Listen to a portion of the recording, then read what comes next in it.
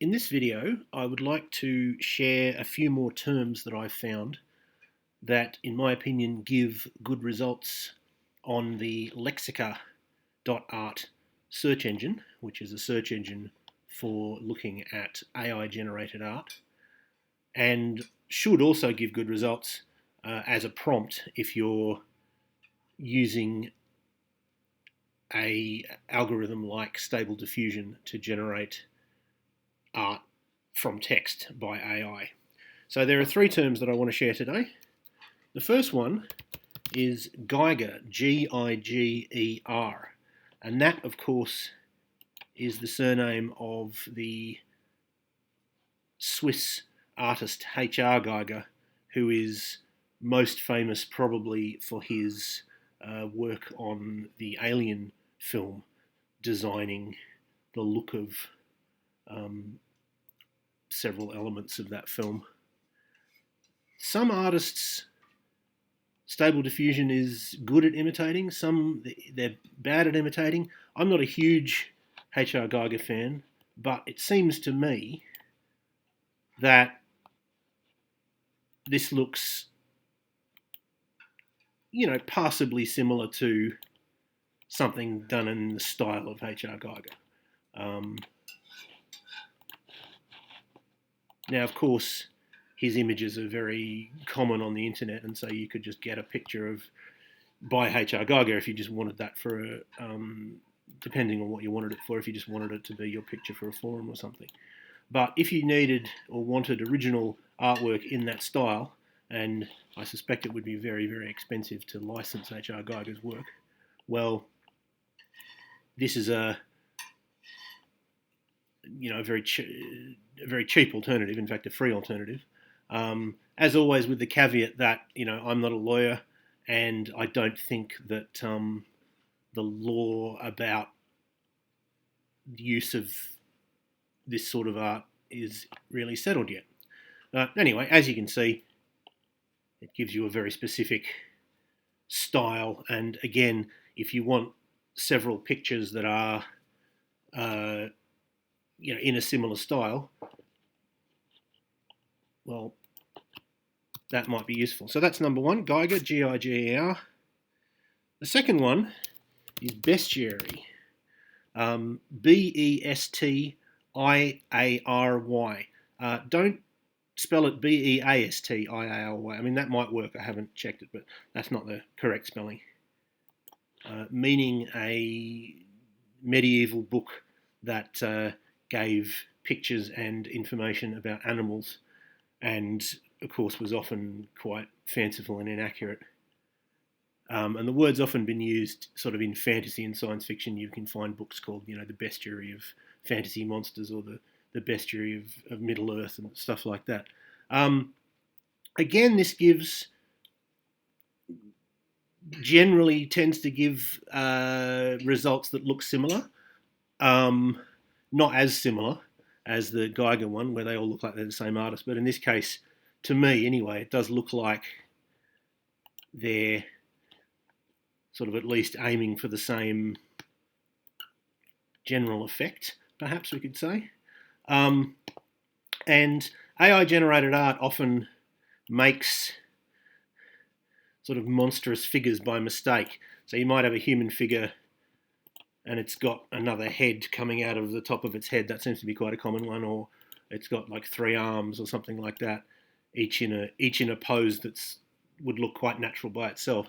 But of course, in this case, because you're trying to make monsters, that's fine. It doesn't matter if it has sort of a weird number of arms and feet, or two heads, or whatever it may be. That's sort of what you want. It often gives a sort of parchment look. I've found this. I mean, actually, these ones probably aren't quite as good at a large scale. They're a bit crude, but let's look at this one. It often gives a background that looks like kind of old paper colour.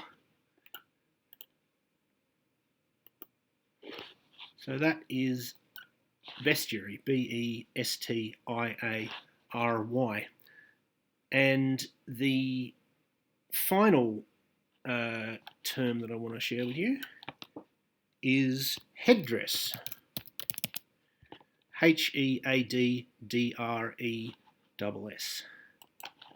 So there's a double D and a double S there.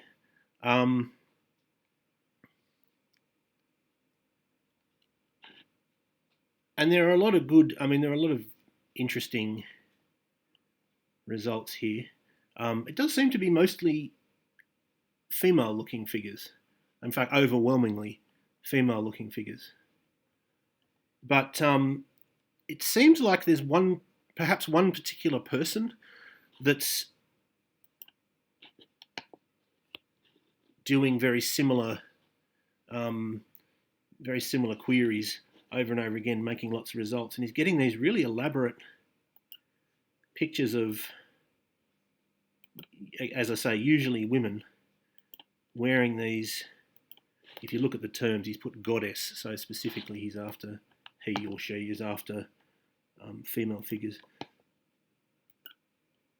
These female figures wearing these really wonderful, impossible, really. You couldn't really put that on your head and walk around.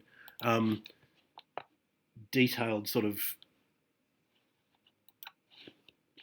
headdresses, and often kind of facial stuff as well, and it often is also a mask. The pictures aren't always, the heads aren't always terribly realistic, but when it works, and you do get that double head, does seem to be a common mistake that this algorithm makes. But in this particular case, it doesn't sort of matter as much because the top head could just be part of the headdress.